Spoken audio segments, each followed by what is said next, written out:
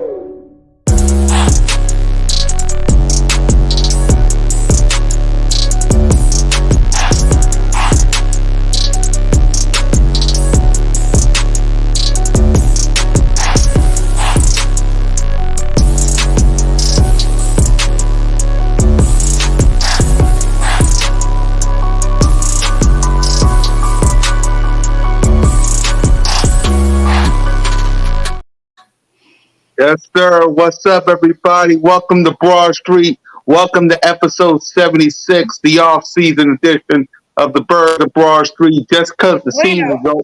Yep. Just because the season's over just ain't don't mean we ain't over. We'll be on all off season. You'll be seeing 3, 4, or 5 of us on this show. So be on the lookout for your boy Mizzy Miss Cool Cat you to represent the Birds for the hardest working woman in America today. The best reporting in sports. Moni Moan, what up, sis? Sis. What's up? How y'all feeling? Yep. The other hardest working man in America, Bird Gang 31. What's up? What's up? Let's get it. Yeah, let's start this off season right. Notion Gang, warm it up, yeah. Warm it up, though. Hey, you know what time it is. You know you know who you rocking with. Hey, it's your boy Philly Notion, Birds of Broad Street, clean out edition. Y'all know we about to talk about some things today. Ain't no checking, no rings, and none of that. Hey, listen, we fell short right now. We about to go ahead. Hey, Burger, go ahead, brother. You can flex on your one ring right now. I'm not in the vibes right now. Excuse me, gang. So, hey, listen, we're going to have some clean out edition talk today. I'm ready to have some fun, my guys. And, yeah, we're going to need y'all's help in the chat throughout the day also. So, let's go and get it. Yep, let's go and get it. One Trigger Trey Rock, our boy, One Trigger Trey Rock in the building. What up, Trigger? What's good? What's good? Let's get it. We needed Trey for this convo. We needed him. Of course. I mean, we ain't changing no more logos and stuff now. We need all 5 of us. Sorry, I ain't changing no more stuff. It is what it is. You only get 5. And speaking of 5, we heard from Trey, BG, Notion Gaming, your boy on the Super Bowl aftermath. Moni, go ahead and let it out, girl. How you feeling 7 days out? I'm feeling refreshed. I mean, it's 7 days out. I'm excited for next season. Obviously, it was a tough loss, but I don't think it didn't hit as hard because, one, just seeing the growth of this team, we've been saying it from last season to this season, knowing what we have in place. We started this season not even knowing what we had at quarterback. Now we know we got a franchise quarterback in Jalen Hurts. We got 2 first-round picks this season. It's nothing to hang our heads on. We can only just be proud of this quick turnaround and this quick rebuild and be ready for September. Exactly. As a matter of fact, Notion Game, how you feeling 7 days out? Let's talk about it. I mean, listen, I feel like this. I'm still sour about the situation. I'm supposed to be having a different kind of energy coming on this stream right now. But, hey, listen, at the end of the day, I don't think this team is done. We're going to talk about some of those things right now. I'm excited for the next season. I know this team has the guts to go out there and at least possibly return to this stage. But no, we ain't done yet. There's a lot more that needs to happen. And, hey, we going through the week. So I'm doing all right for right now. Trigger, how you feeling? No, I'm always good, man. Like, um, I mean, listen, like I said, it was a great season. It ain't end how we wanted it to, but I mean, we got a lot of positive from it. It's like a lot of positive, a lot of negative. I mean, we just lost both of our coordinators, so we had to find 2 new coordinators. I mean, bro, it's gonna be a different football team next year, but I just enjoyed it the whole way, man. We was the best team in football. Even with us losing that game, I still feel like we was the best team in football. So, I mean, that's all you really can ask for from your team. I mean, wish it ended with a Super Bowl, but I'm straight, man. Yeah, for me, before I pass it to BG, I'm doing straight. Still wish Jalen freaking Hurts was a champion, but it is what it is. I saw a lot of good from my quarterback. I saw a lot of good from this team. I know the offense will be good. We'll talk about the offense. The defense, we got lots of work to do on the defense. But I know my core of Jalen freaking Hurts, A.J. Brown, Dallas Goedert, Devontae Smith, Lane Johnson said he's coming back. We got Jordan Mailata, and you know, and the crew. We just need to know about Kelsey. We just need to know about Booby and Boston Scott. We'll talk about that. Defense, we'll fix that. We got a lot of stuff to fix on defense. But all in all, 7 days out, still pissed that my quarterback is not a champion. Still upset that he don't have a Lombardi trophy, but it is what it is. He'll get one next year because I'll show y'all a chart that my boy Notes Again created after we hear from BG31. So how are you feeling 7 days out, B? Yeah, I'm good now. I'm ready to run this thing back.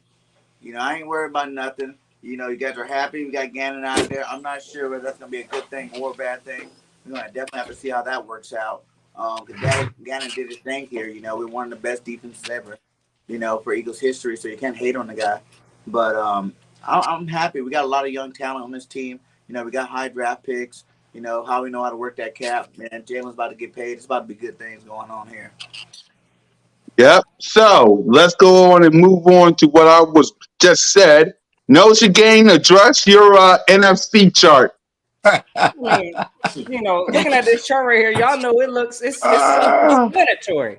I mean, honestly, when we take a look at this NFC East come this next coming year, I mean, again, this is my opinion, y'all. Y'all make sure y'all chime in. I might be wrong on some things. That's cool.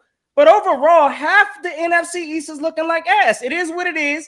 I mean, they got a lot of these teams right now are going through what you really want to call the rebuild. So, I mean, we'll see how the season goes. But yeah, definitely the only elite team that I see in the NFC are the Eagles. So that's where I'm gonna leave it at. Yep. Go ahead, y'all. Y'all want to react to this, Mo? First of all, I love it. This is gold. I feel like it should have been another, maybe something between good and elite. But I see no problems here. Nine gang want to talk all that shit. They don't know who they got at quarterback 1. They don't know who they got at quarterback 2, and they don't know who they have at quarterback 3. I don't even see. Oh yeah, I see the Commanders on there. Mid, thank you. Mid at best. They all running off at the mouth because they got Eric Bieniemy. Can Eric Bieniemy play quarterback? Because at the end of the day, if I recall, that's another team that's got a lot of pieces and a lot of weapons, but they don't got a quarterback 1, they don't got a quarterback 2, or quarterback 3. What?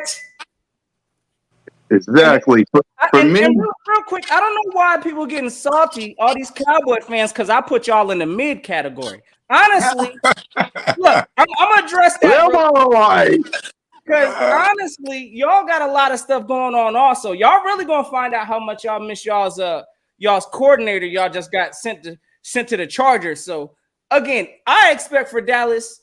I mean, I expect for them to be middle of the pack this year. So we're gonna see. For me, before I pass it to Trey and BG, I love this. I absolutely love this. The elite for the Birds, right? Good. We'll see about the 49ers. Like Moan said, they don't got a quarterback 1, 2, or 3. You should put ass on them little boys, but we'll keep it on mid. We'll keep it on mid. Let's see. Good for Detroit. Good for Detroit. Mid for the Giants because they still got Daniel Jones, and what I'm hearing is They might franchise tag or release Saquon Barkley. But outside of that, everything's good. The only a complaint I got is you should have said ass for the Cowboys. That's it. Or doo-doo. Or dog poop. Or chicken itch. Or little boys. But go ahead, Trey. Nah, man. This is hilarious. I'm not even gonna lie to you. I wish I would have thought of it. Yeah, like I really don't see nothing wrong with this list. One team I want to kind of like highlight a little bit is Chicago. Mm-hmm. I feel like Chicago gonna be better next year. They're gonna be way better than they was next year. Just because they got a young quarterback. He got some experience under his belt. I mean, them second-year quarterbacks, sometimes they take off. So I ain't gonna get Chicago the ass title yet. Everybody else cool, man. I ain't gonna hold you. I even put Washington as ass for real. Because I don't even think they deserve mid right now. Yeah, I'm fine with it, man. I'm fine with it. BIENIEMY gonna change the scope over there? Yeah. Nah. He just an offensive coordinator, bro. It's like you still got ahead of players. So I think BIENIEMY gonna help them somewhat, but at the end of the day, they don't have a quarterback. So it's like exactly. You get through a 17-game season without a quarterback. I don't know how much an offensive coordinator can help you. So I mean, yeah, I'm fine with it. It's just funny. I love it, yo. I'm out the screenshot. All the Cowboy fans and haters all whining about it, and it came to our attention. We're addressing it. We'll talk about our off-season free agents and stuff in a minute. Let's laugh about this, man. Go ahead, BG. React to this. I think it's correct. Everything looked good to me. We are the only elite team. The rest of them are struggling, trying to figure out what they're gonna do.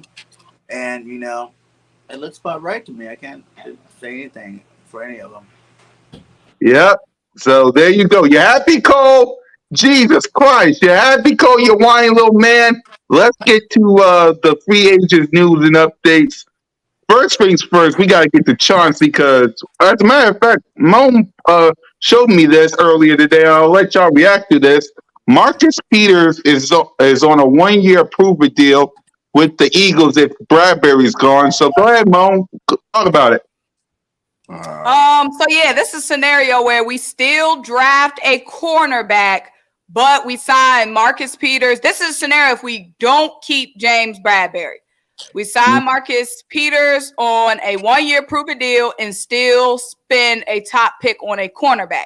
Now, like it or don't like it, this is a very Howie-esque move because for the past couple of years, we have been trading or signing for veteran cornerbacks. Darius Slay, Steven Nelson last season, this season, James Bradbury. So it seems like that's been the formula. Obviously, Darius Slay was on a long-term deal, but it seems like that's been our offseason formula as of late when it comes to addressing that cornerback spot. So I can definitely see this being a move that Howie does because he loved getting a prove-it corner. Yep. Notion, your reaction? So listen, I look into things deeper than that, right? And right now, how I'm feeling, like, yeah, I mean that's the signing that I think makes the most sense. But at the end of the day, listen, I think our defensive back coach need to get fired up out of here. So until that happens, I don't think we're done on the defensive side of the ball. This man is still part of the Gannon system. We start talking about why can't we develop our own cornerbacks in-house? I'm looking directly at the defensive backs coach, and this has been for years that we've had to see Zach McPherson. I don't know if he's it. Pretty much you look at who's our top corner that we done developed over here. Okay, but listen. I rock with you. Notion. I feel what you're saying for the past like 5 years, as far as I can think back. It could be longer. We haven't been doing good. You said about 5 years.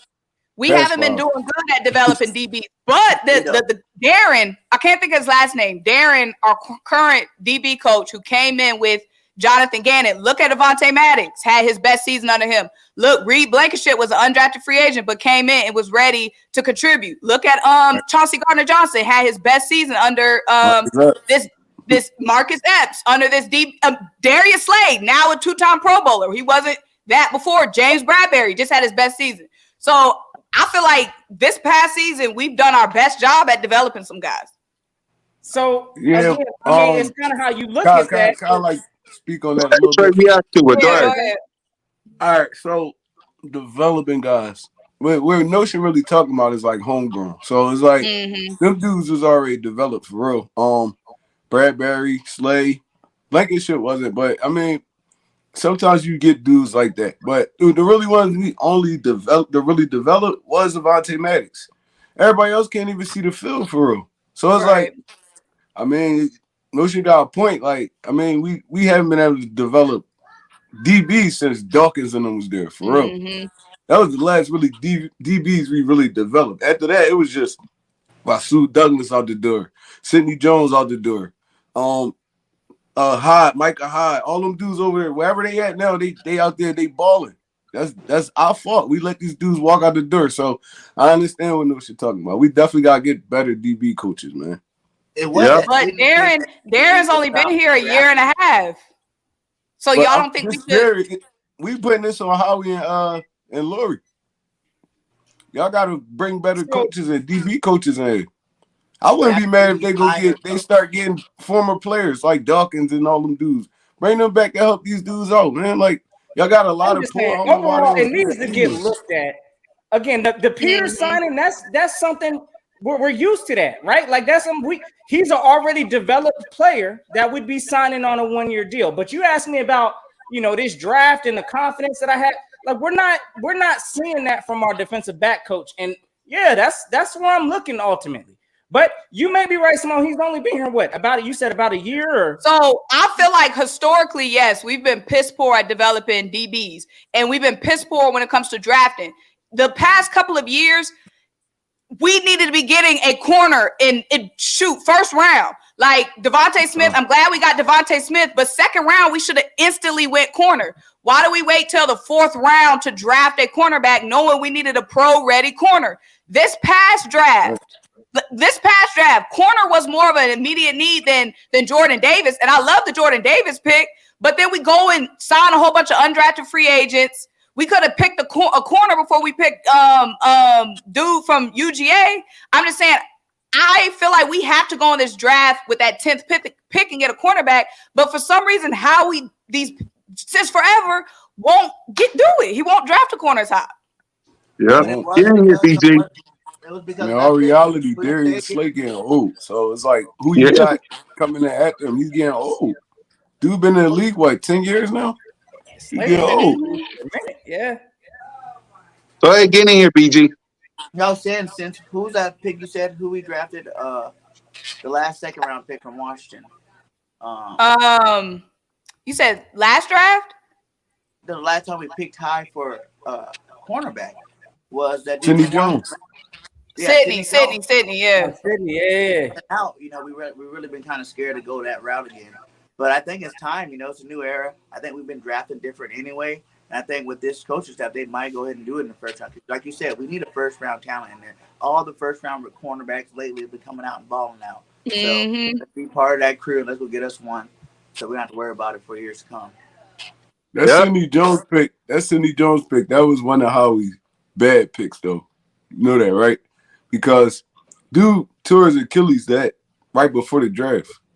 Howie was banking on he was going to come back and be 100%, and it took him a little minute to, get back where he needed to be. Once we let him go, he started hooping a little bit. So, that's how we trying to, I guess catch a diamond in the rough and then came back to bite him in his butt. So, he ain't really on that type time no more. So maybe y'all right. Maybe he will just like, man. For these guys, he's been drafting a lot different.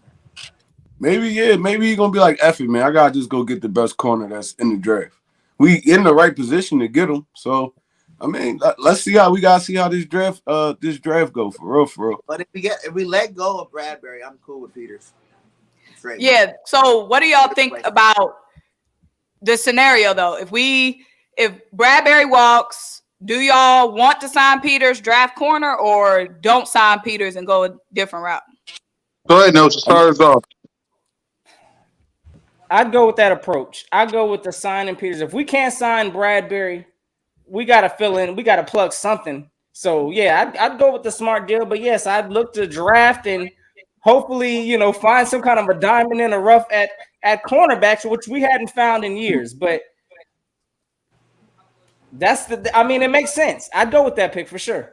Same here for me. I'll go the same route too because James Bradbury gonna want corner money, and with the topic we're about to talk next after this, and Jalen freaking Hurts contract. Yeah, we're gonna have to draft the corner and keep Peter. So go ahead, BJ. Yeah, I agree, man. Like, you got to get those hungry corners, the guys that aren't totally out of it yet. Peter still got some good football left in him, and it's a proven deal. He's going to come out here and ball out just like Bradbury did, just like Nelson did when he came out. Like he did. They played the best that they can because they're trying to get that paper. So go ahead and keep signing until you can get you a nice young cornerback that can be an established number 2 for his defense. Keep signing those hungry dogs that want to get another paycheck and let them keep coming to our team, I guess. And Trey. All right. If that's our last resort, we got to do that. Then yeah, but I'm not a big Peters fan. He really hasn't been good to me since LA. So, I mean, he's gonna be another dude. He's gonna come in like a Steven Nelson. He's gonna give up plays. Everybody gonna be crying. I mean, it's just, bro. I'm telling y'all, yo. I've been watching this dude. Baltimore was the worst passing defense in the NFL this year, and he was a part of that defense. He gonna come over here. He gonna give us some plays. We all gonna be crying, and then it is what it is after that. So if that's the last resort, I'll take it. But if we could go another route, I'd rather go another route. I don't really want him over here for real. So somebody said in the chat, trade our 10th pick for Jalen Ramsey. No. No. Jalen Ramsey Jalen Ramsey gotta be a scheme fit, bro. I don't know why people think this dude just a shutdown corner. He's not that. He got to be a specific scheme fit. Like, he fit over there at LA because, it's like a high-profile joint. They moved him around, but we don't even know who our defensive coordinator is right now. So if you're going to get a Ramsey, you got to bring somebody in that know how to really use this dude. So, I'll be good with that. But like I said, we got to bring somebody in that know how to use him to his best ability. He not just no stand outside corner. You got to move this dude all around. You got to be really crafty with your scheme to have with Jalen Ramsey. He's like another like Derwin James. Derwin James, you got to be a great defensive coordinator to deploy this dude. So yeah, listen, that's up to Howie and them. And if y'all gonna bring the right dude, then I feel like it'll work. But if y'all not gonna bring the right dude, then y'all just gonna have him standing on the island. No, we don't need him. Exactly. So let's talk about. Go ahead, Nelson.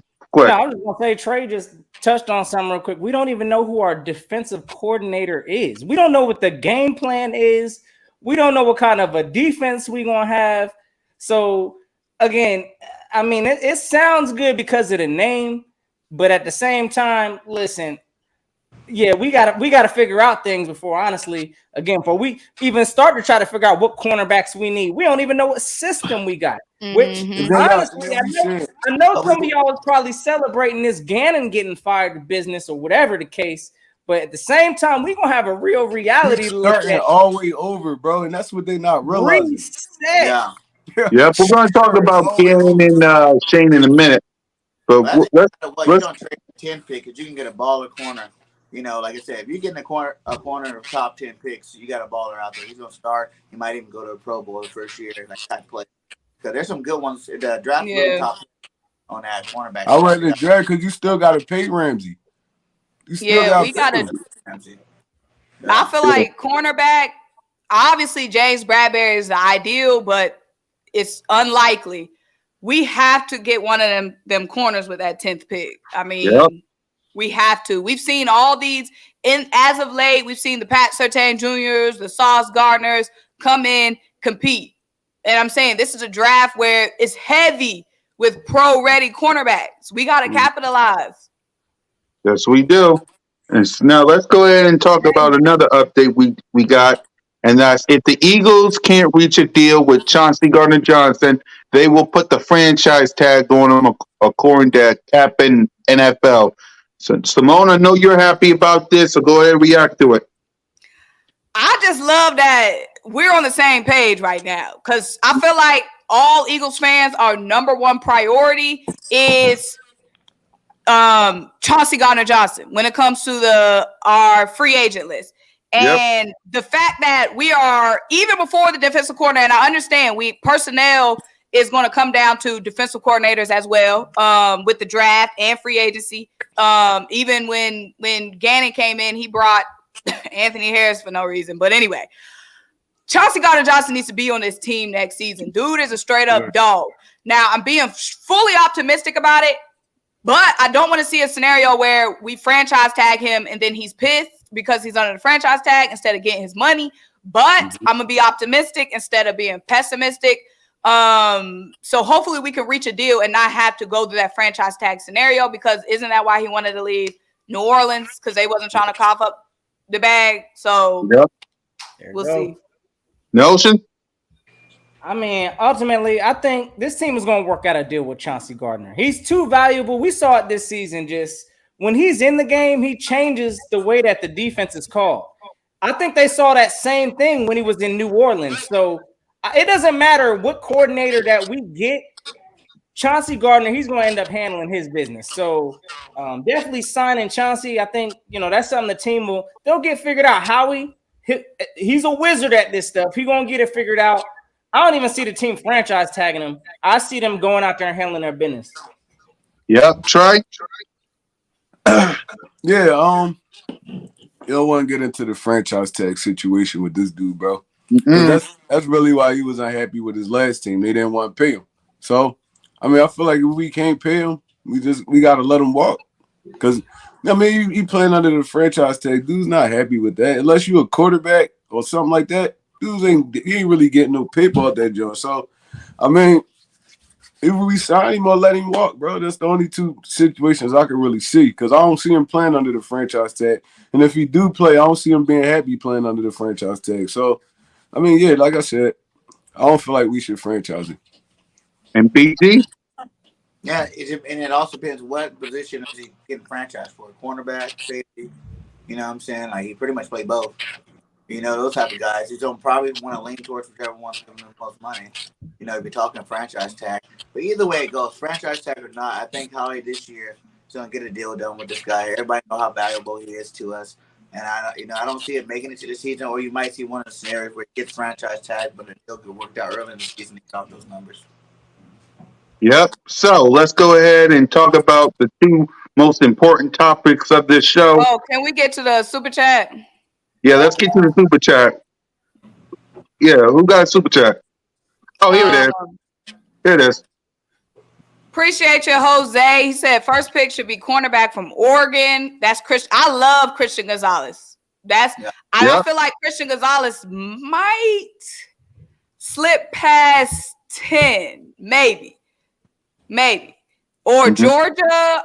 I feel like they're talking about Ringo, or move up our pick 31 for a defensive end or defensive tackle. I feel like I love Christian Gonzalez. Christian Gonzalez, Devon Witherspoon, they're saying those are two day one ready guys. I feel like the Georgia guy is going to be available on day 2. That's what they're projecting. So, of course, if we can get him in the second round, move up our pick 31 for a defensive end or a defensive tackle. Y'all might hate me, but let it out, sis. That's why we have only moving up. Okay, at 31, 10 absolutely has to be defense. We all agree on that, right? Can we raise our hands? Absolutely. The only thing I'm trading up 31 for, the only thing I can see us having to do is if we have to steal BIJAN from the Cowboys. Yes. That's the only scenario I can see us trading up from 31. Like, I don't see another scenario where we would need to trade up from 30. I think it's 30. Yeah, 30. Bijan is 30, the only one. There's too many teams in front of Dallas, though. I feel like somebody going to scoop him way before that. That's the only team I don't want him going to if we don't sure, do that. He's going 9 times out of 10, he going in the top 12, for real. You got Zeke, Pollard. What they need? Pollard broke his leg. Bijan Yeah, gonna Pollard be broke his leg. Yep. Man. Yeah. So Oh, salute. Go ahead, Trey. if we could get BIJAN, bro, oh my God, that'd be crazy, If we man. get Bijan, I'm gonna pass out. I don't know what I would do if we get Bijan. I think Well, he the He best forced prospect that come out since like 104 missed Ricky Williams. tackles last season. He the best prospect. 104. He the best running back prospect that come out since Ricky Williams. So I mean, listen, that's a steal. If you could get him, I mean, he dropped at 31 or even close to that. I mean, 30, yeah, bro, we got to go up and get him. I mean, We got to, bro. especially as Miles might be parting this year. So, yeah. But for me, yeah, I'm going D back with my first pick this year. I mean, if any of them dudes slip, I'm fine. Even if we got to go up a pick or two. I mean, we definitely need somebody like a D back that's going to stick around for the next 8 years. Some dude, sturdy dude.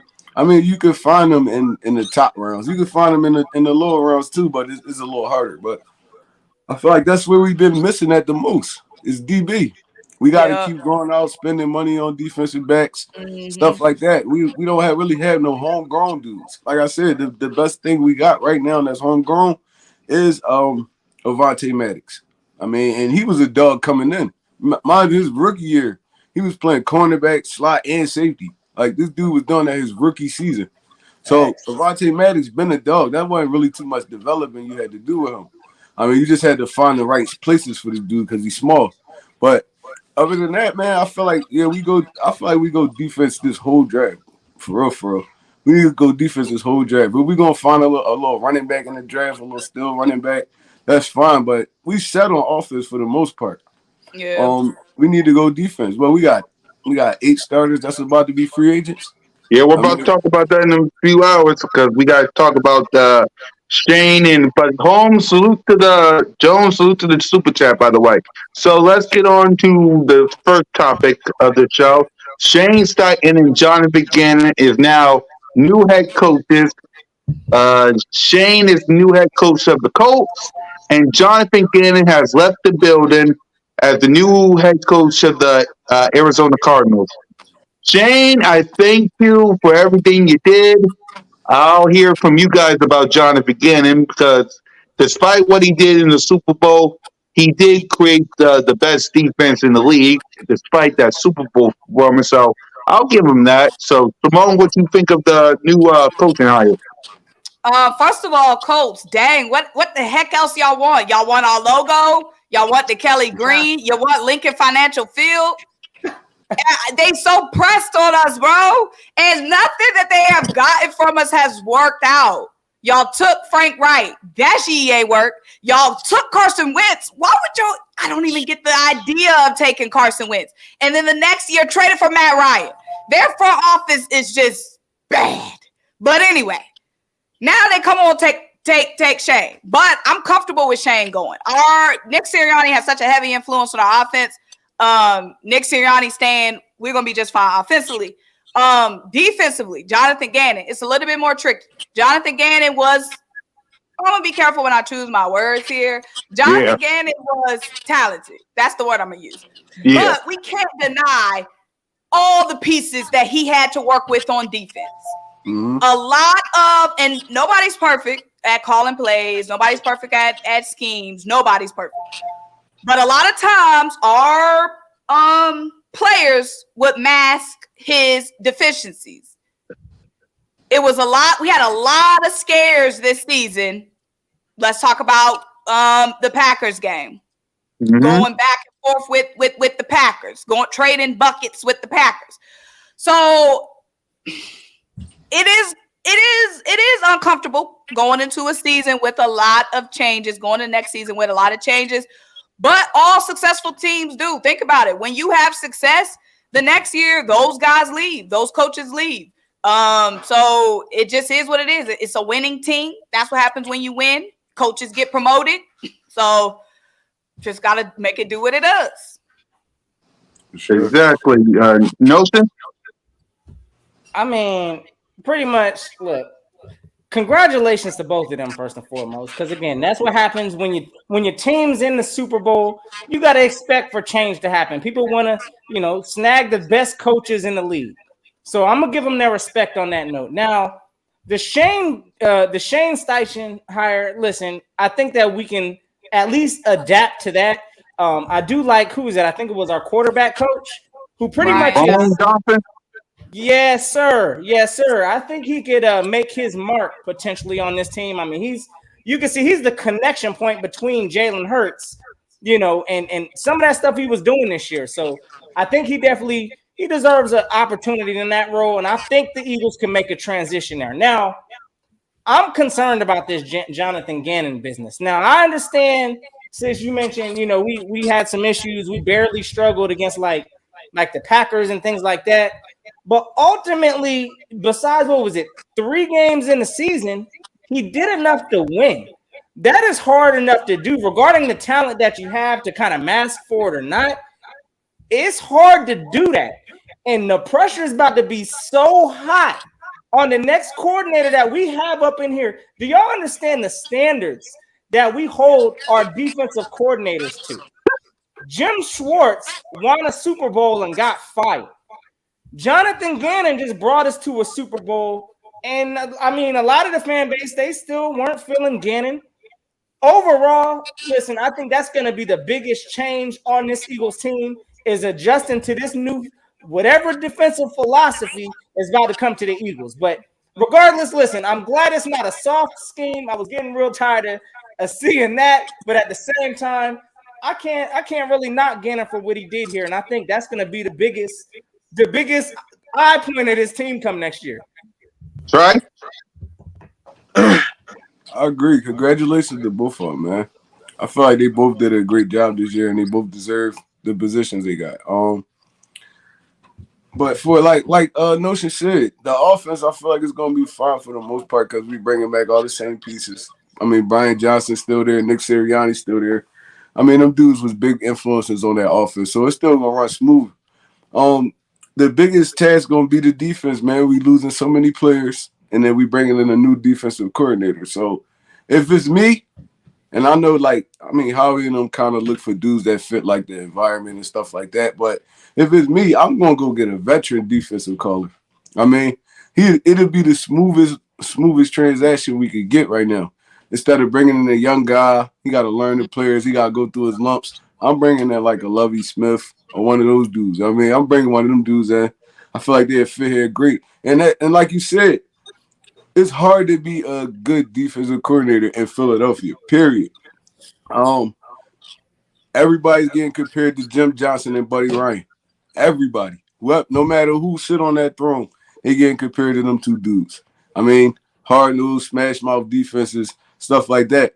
And all reality, them dudes ain't never win nothing in the city. So it's like, I mean, I know y'all love the defense and all that. I mean, it was aggressive or whatsoever, but they never won nothing in the city. So I don't even know why defensive coordinators get compared to these dudes. I mean, I guess it's just a respect thing. But, I mean, like I said, I'm bringing in a veteran if it's me because, our offense already still going to be stable. We just need the defense to really be on par with it. And I feel like a veteran defensive coordinator really do the trick right now. BG? Yeah, these guys can set it all for real. The offense got a lot of young talent that's just going to go into year 2 to 3, 3 to 4. They're only going to get better. You know, these are draft picks. I think we went over in our show and said, only one guy on the offense that was starting, really is some guy that we didn't draft. And that's A.J. Brown. The rest of these guys, we drafted these guys. You know what I'm saying? They're going to come back. The young guys are getting better. Mailata's going to get better. Say Amalo, if he stays, going to get better. Dickerson's going to get better. If Kelsey comes back, he's still a vet. If whoever we sign, all the receivers are already locked in. AJ's young. He hasn't even reached his prime yet. Devontae hasn't reached his prime yet. Jalen hasn't reached his prime yet. We re-signed Miles Sanders. He hasn't reached his prime yet. We got a lot of stuff that's going to do a lot more next year. That offensive side definitely, keeping a guy like Brad Johnson would be a smart move. Where it's always going to be Nick Sirianni's offense anyway. That's what they're running. They're running Nick Sirianni's offense. He's just calling the plays basically Nick wants to call. So the defense is another worry. We got to see what kind of coach we do get.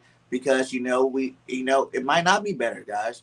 Because we're still going to have talent on that defense, regardless of if we let Fletch go, a couple of these guys. There's a lot of guys waiting in the rings, to get their playing time in, and get put into a nice rotation with the high draft picks. Plus, how he's going to re-sign some kind of free agent or trade for somebody. So I'm not really worried about the talent on it. It's you're right. You got to decide what we're going to run. What coach we come in. We're going to go back to a 3. We're going to do a 3-4. We can go 4-3. What it is we want to do. But I think the fans really want us to get a more attack style defense back in Philadelphia. And I think that'd be nothing but great for our team and our city. And I think it'll work out. But, we could not get it. You know what I'm saying? That is something that, everybody hates on Gannon, but that was only his second year as a defensive coordinator. He did that in his second year. You see in his first year, second year, now you got one of the best defenses ever. What could have happened in Gannon's third year? I think that's why you heard the reports that said they tried to pay him head coach money to stay. And I wouldn't doubt they did, because what could happen? You're going to see what happens with Nick going into year 3. What could happen with Gannon if he would have stayed with us and went to year 3? He could have been even more explosive, find out more, corrected more of his mistakes. And he would have just been that much more polished. So for him, this move is good, because now he's bringing this defensive philosophy, but he can have his, guy as the linebackers coach that went over there to be his guy that recalls the defense that's been around him all year long. Yep. So let me ask y'all. So what do y'all think about the guys we've been interviewing for DC?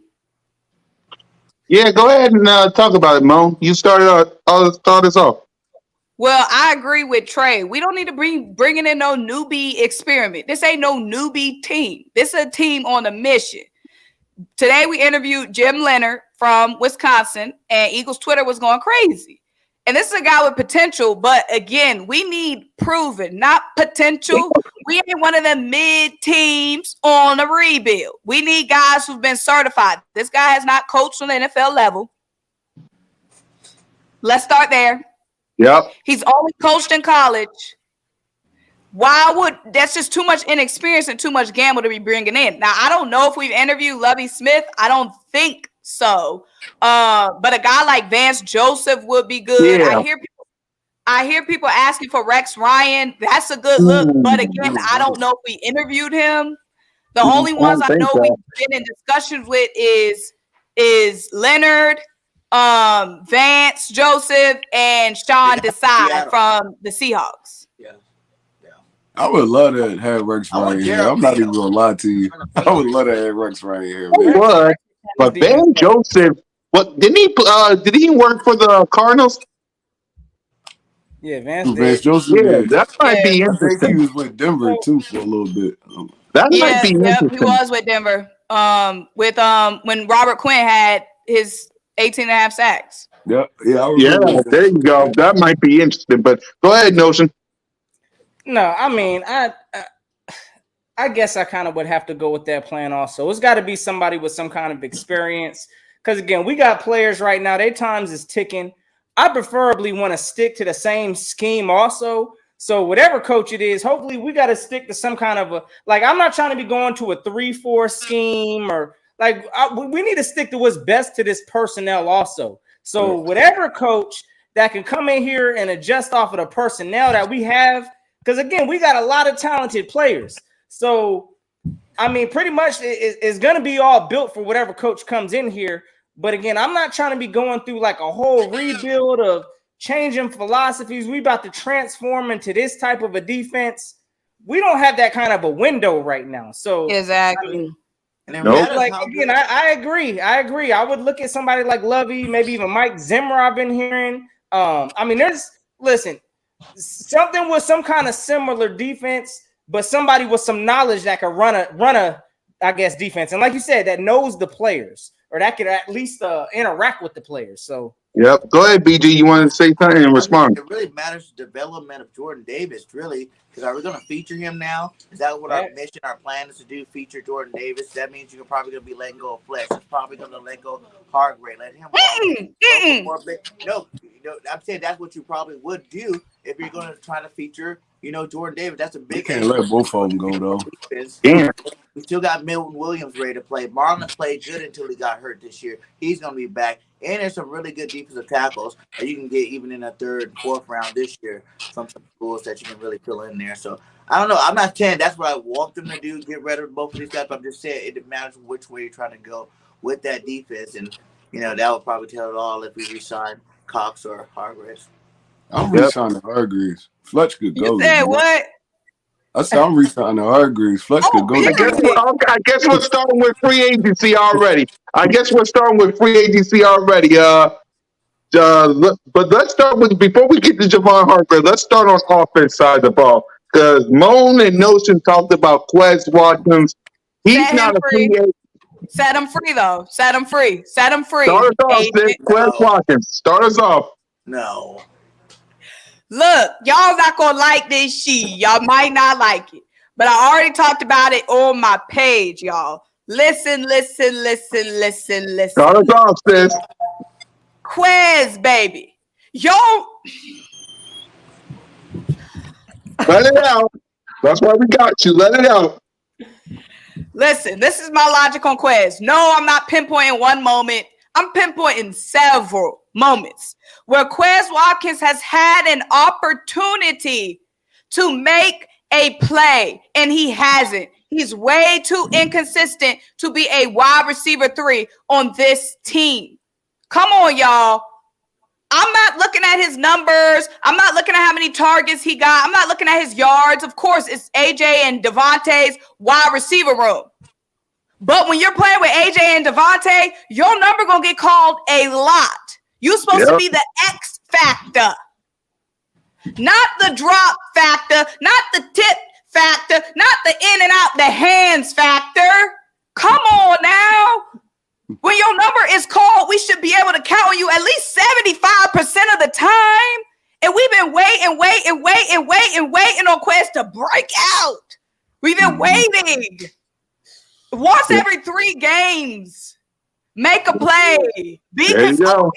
Is consistency. Consistency. It doesn't matter where you are on the depth chart.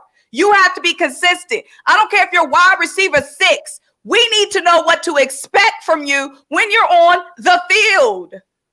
Pascal ain't dropping pass this whole season. I just wanted to note that. All right, go ahead, Trey. QUEZ Watkins before I pass it to Nelson. Let's go. Let's start easy. Go ahead, Trey. All right, if you're going to be a number 3 wide receiver, you got to have one of these 3 traits. You got to be a great route runner. You got to have either be a great route runner, you got to have good hands, or you got to have speed and you can track the ball down the field. QUEZ don't got none of these 3, bro. It's crazy. He's not physical at all. Man, and I ain't even saying get rid of him. I'm saying he got to develop a little bit more. I'll be fine with him coming back next year because he do got that breakaway speed that you really can't teach. He really could bust a game. This is Symone, Marcus. You got something to say. Go ahead, Mo. Trey. Hold on, Mo. Y'all don't understand. Whenever Mo does this, I'm sorry, Mo. Whenever Mo does this with her hands, that means she got something to say. Go ahead, Mo. I want to let Notion and BG give their take, but I agree with you 1,000%, Trey. He's average at best at everything. Average footwork. He has his speed. Average hands. Average route runner. Average. Right here, number 3 though, Mo. But listen, Trey, we're talking about how there's so many opportunities where QUEZ has so many opportunities this season to come up big. So many opportunities. That's why we love Boston Scott. He's not a flashy guy, but in the past, he was that we knew what we was going to get from Boston Scott. That's why we love Greg Ward. He wasn't AJ, he wasn't Devontae, but he was consistent. So At this point, your argument is consistency. Consistency. He's a liability. We don't know what he going to do. Drop it, let it go in and out, tip it to the cornerback. I don't think he a liability because he don't get that many targets. So it's like, now if he was our number 1 or number 2 and he was doing what you're saying, yeah, I'll be. But he a number 3. He barely on the field. I mean, it's like, bro, like I said, you can't teach speed. Now you could get QUEZ, he could run a couple dudes off with a couple plays. I'm fine with that because he's not getting that many targets anyway. It's gonna be Dallas Goedert, AJ Brown, and Devontae Smith. So, I mean. Listen, name a number 3 wide receiver in the league that's a dog right now. Jahan Dotson. He's not no dog. He better than QUEZ Watkins. Yeah, you gonna have dudes that's better than QUEZ Watkins. And we gotta have. This is a Super Bowl roster. We're trying to retain here. This is a precious gym we're working with, and it's real sensitive. It's no room for error. What we're balancing with right now, it's no room for mistakes. Everything just in case. That's what Drake said. Can't afford no mistakes. Everything just in case. We had mistakes, and that's why we walked away with 1 ring. Next time, we got to have everything just in case. We can't rely on this dude. We can't. Especially with this chart. Especially with this chart. And when Greg Ward was wide receiver 3, he was reliable. I'm about to come to my man's defense real quick. Yeah, I gotta throw the flag in. I didn't heard this. I heard y'all go in on QUEZ, and listen, I got my feelings about QUEZ making that drop. I get it. I truly get it. And there's a lot of things that QUEZ need to work on. But ultimately, like I did with these defensive backs, I'm looking at the wide receiver coach. And these are technique things that we're seeing QUEZ Watkins have issues with. We've seen it with Jalen Reagor. We've seen it with, where's John Hightower? Where's he been at? Oh, that's right. He's on the practice squad. I don't know what he's doing. JJ Arthega-Whiteside. Now we're seeing it in QUEZ Watkins. I'm going to tell y'all right now, I wouldn't mind having QUEZ back on this team if we have a new, I guess, wide receiver coach up in here. Somebody that's going to actually take the time to develop these wide receivers. Listen, all that stuff that I saw with that drop catch, that was a technique issue. We've seen our wide receivers unfortunately decline. Matter of fact, any wide receiver that we've had come over to us, they've already been developed. Talk about A.J. Brown. Yeah, I'm going to put Devontae Smith in that category also because he was developed from college. So, again, I'm looking before I get rid of QUEZ Watkins, I'm getting rid of this wide receiver coach, Aaron Moorhead. We might as well go and put his name out there. Y'all name dropping. Shoot. Oh, yeah, Aaron Moorhead, the wide receiver coach, can come on down before I'm getting rid of QUEZ Watkins. He ain't developed nobody on his team yet. Let me ask y'all a question. I think they've all developed too, though. You know, Devontae's got better from year 1 to year 2. Devontae really was the same dude last year that he was this year. QUEZ got better, and then QUEZ got worse this year. Where he even came out like a man. He did something Reagor didn't do. He came out like a man. Was like, you know what? I was in my head this year. You know what I'm saying? I messed up this year because he wasn't his head. From being number 2 last year, 700 yards, everybody's saying it's your season next year. And then you go out, you get a, A.J. Brown. Now your targets go back down. Now you're number 3. You know, it was the same thing that happened with Reagor's confidence, except for QUEZ. But BG, did he really even develop Devontae Smith? Devontae Smith was the same dude last year he was this year. It's just that he had A.J. Brown on the other side, and his talent really shined a little bit more. But he ain't developed him. Hightower, Reagor, he didn't develop none of these dudes, bro. As a wide receiver, even on that pass in the Super Bowl, all QUEZ had to do was run under that football. That was touchdown. Why is you jumping, reaching out, doing all that? What that's you doing a all technique that thing, for? bro. That moment response because he had her hand up. On and off the field, so we don't know if something bad happened to QUEZ's life this year. Because he wouldn't bring that up in an interview if something wasn't going on offside the football. Go ahead, Mo. You had your hand up. I'm right. I agree with Trey Rock. I agree with both of y'all. We've been terrible at developing wide receivers. Devontae Smith was ready, obviously. A.J. Brown, we traded for him. We imported him, obviously. But at the end of that's what we all agree on, right? We're bad at developing wide receivers. We can all agree on that, right? Wide receivers and DBs. That's our worst. Wide receivers and DBs. But what y'all missing here is you have to cover. That's a deficiency for us. So you have to work around your deficiencies. A deficiency was developing cornerback. So instead of starting Zach McPherson, we went and got James Bradbury. Instead of waiting for Jalen Reagor, we went and got A.J. Brown. We're not good at developing wide receivers, so we have to go and get one.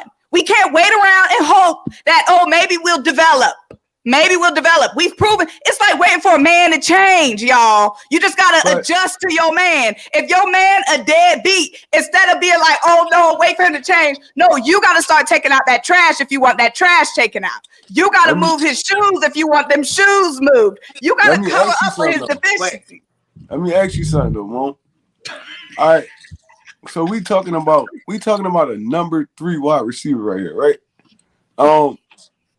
Wait till we get to the free agents. Y'all gonna be Yo, arguing about that who too. you going to go get besides like in the draft? That's gonna come over here and be a dog right now at the number 3 wide receiver. Now, Trey, We I don't have all crying the about the number answers. 3 Trey, wide Trey. receiver right now. That's My what we crying name about right is now. Moan, not Howie. I point out the problems. I don't solve them. That's Bottom fine. line is you want QUEZ up out of here. You want QUEZ up out of here. No, That's why we Guy say with Moon that on this show. speed, you gotta keep him. That's why we say Moon on this show. Go ahead, Pete. he asked me for answers. I bring up problems. Okay, I'm just playing. But no, that's a very good question, Trey. That is a good question. And all I'm gonna say is this. You know, I'm open to being patient with QUEZ. QUEZ ain't the top on my list. Right. Upgrading QUEZ is a luxury. That's the cherry on top after we do all the other shit. No, for sure. And even if we draft a receiver maybe in a later round and he ends up, you know, at camp or whatever being better than QUEZ, that's the ideal scenario. But no, that's not top of my list. I just Yeah, I know. BG finishes off. Cause no, also real, hold on. Also real, QUEZ definitely made some plays for us this year. Yes, he did.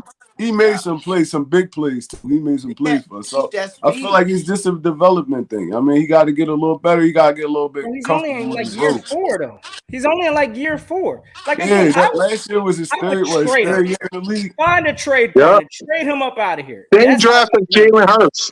Same draft as Jalen Hurts. BG, you want to say something? Would y'all want Zach Pascal? Would y'all want Pascal? He's been developed. Yeah, he can I'd stay. take Pascal at number 3. They could flip roles for real. They should have did that in season for real. Made them flip roles. Red zone, maybe Pascal. But you gotta realize QUEZ could be—he's like the 4th, 5th target on the team. You know, it's QUEZ, AJ. I mean, Smitty, AJ, Goddard, a running back most likely, and then it's QUEZ. Like, he's not getting very many targets. You're never gonna be able to go really find no one with that elite speed and someone that's homegrown. He's been with it for 3 years. He's getting better. Like, no one was saying this the year before last year when he had those 700 yards and he was scoring those touchdowns for us. He had some nice plays. He had some drops this year, yes, but he came out like a man and admitted that he had a bad season. So since he came out to that, I think we need to give him another shot. You know, let him be a third receiver on this team. It's not like he's really, like you said, he gets 2 or 3 catches every 2 or 3 games. Like, you're not really producing that much money. Hopefully, we want you to catch those balls, and hopefully next year you come back focused and you catch them. But other than that, man, Devontae getting the ball, you know, AJ getting the ball, definitely Goddard getting that ball a lot more next year. So I'm not really worried about QUEZ. Somebody got to apply pressure to that man. You can't teach elite speed. Yep. We need to put some pressure on him at least. Maybe they draft somebody and he apply pressure to him. That's on somebody got to apply some pressure to QUEZ. Yep. I'm not going out and getting nobody to replace QUEZ right now. No. It's like, bro, like, why? Well, dude don't even get targeted that much. Like, Okay. Go ahead, Mo. He inconsistent. I'm saying, but when you do get it, we need you to catch it, brother. You ain't on the field just getting cardio. When it comes your way, haul that shit in. That's all Like we did with Miles Sanders. When Miles Sanders wasn't getting the ball, he was getting mad about not getting the ball. He wasn't getting it. We knew he wasn't getting it enough. And that's why with QUEZ. QUEZ went from being number 2. He got number 2 targets the year before last year. So he was used to getting balls thrown his way compared to coming in with an AJ, a Smitty, a Goddard. You're getting like 2 balls thrown to you. That does affect the player that's already gotten the targets before. You know what I'm saying? Like, he's a young player still, and he came out and admitted it, so I'm giving him the benefit of the doubt. He's going to ball out. QUEZ for a 3. Yep. So let's get on to the final topic, which is who stays and who goes. And when it comes to free agents, let's start on the offense side of the ball. The biggest one, let's get on with it because I know y'all chomping at the bit for this. Miles Sanders, stay or go? Moan, I know you go. Start us off, sis. I would absolutely love to have Miles Sanders stay in the city. I would love it. But his market value, which he worked hard to get and proven to get, is more than I'm paying for a running back. At the end of the day, this is a business, an establishment, and we do not pay running backs top dollar to run behind a top offensive line. We don't need $1 million running back running behind this offensive line. We could get dudes to do it for 25% of what Miles is going to be worth, especially with this draft. That's all I'm saying. Man. No, she gang? Man, Symone just dropped the mic. Again, listen, I would love to have Miles Sanders back. And again, I don't even want to, sit there and disrespect Miles Sanders. But honestly, unless he wants to come back here for $5 million a year, I'd love to have you back for that amount. Now, once we even start thinking about 9 million, 8 million, 9 million, I don't know, brother. We got to have a talk. Anything double digits, I'm not paying you. You might as well go get your bag in another city, or wherever you need to go get your bag at. So Miles Sanders, again, I've just seen inconsistency from him, the availability issues, we've seen it from him, and I'm not paying top flight, like everybody pretty much probably said, top flight money for a running back on his team. So unfortunately, I think he priced himself out of Philly. I wish him nothing but the best. I hope he gets his bag. He does deserve to get it, to get money. So at the end of the day, I just think this team has more priority needs than spending out of pocket for a running back that's inconsistent and that's barely available at times. Yep. Trey? We playing the prices right. I mean, Miles his time came up at the wrong time. We got too many areas we got covered. It's like, I mean, like Notion said, you gonna have to. They're gonna have to play for the right price. If not, he gonna get paid. Just not in Philly. I hate to see him go. I'm a big Miles Sanders fan, but I mean, at the end of the day, it's a business. Like I said, you're gonna get your bread, but it's probably not gonna be in Philly. So, I mean, I'm happy for everything you gave us, Miles. If you're not back, bro, listen, I'm still gonna be a fan of you, bro. Yep. BG? I think you guys are tripping. Oh, Lord Jesus. Because since Miles has been with this offense, Miles' numbers has been going up. This is not an offense that needs him to be the bell cow. And I think the salary cap just went up $25 million. It's going to go up another $25 million next year. You can sign this guy his market value. Market value is 7.2, they said. Now, you can give him 10. I'll give him up to $10 million. If he signs for up to $10 million, I think Miles Sanders put a season out there that deserves $10 million a year if he does it again next year. So, Booby's still young. He hasn't even hit his prime yet. The dude's a young buck. He's had a slow start, I guess, but we all know he wasn't getting enough carries early, and that could have contributed to some of those injuries. Now you see him getting the ball a lot more. Him, Jalen Hurd, and this offensive line is a chemistry you don't want to mess up. It's been back-to-back #1 offense, rushing offense in the league, basically. So, why would you want to mess that up? Keep the chemistry going. The only thing about that, absolutely not. Only thing about that And is this is just the first free agent talk we're talking about, y'all. Go ahead. Bro, we want this to happen like with our heart because we love Miles. But like I said, at the end of the day, it's a business, bro. It is. You gotta dot. They gonna dot all their T's before they even get around to Miles Sanders. To be honest, it's like, I mean, you losing 8 starters on defense. Like, I mean, ultimately, like whoever you can't resign, they gonna be gone. It ain't that much money to throw around for real. It's like, not re-signing all those and we still gotta sign Jalen. So it's like, exactly. Bro, it's gonna be hard. Miles gonna be the odd man out, bro. To be honest, he ain't the only running back. He ain't the only running back free agent we got, by the way. Because the next one is Boston Scott. First round pick running back. You better resign Miles. You said what, BG? If you're not going out getting a first round running back, absolutely not. Now, BIJAN. BIJAN wasn't even the first round running back though. Hold up. You said who? Playing at a first round. I said Miles Sanders wasn't even the first round running back. Kenny Gainwell was a 5th rounder. And look. Wasn't he a Pro Bowler? Oh. Miles? Oh, wasn't Javon? Wasn't Javon? The best back to the league? Wasn't Chauncey? Yeah, this year. 100 yards almost. This year, touchdowns. Home run hitter from anywhere in the field. You tell me what you're talking about. Where's the consistency at BG? Jordan Howard, one of them guys.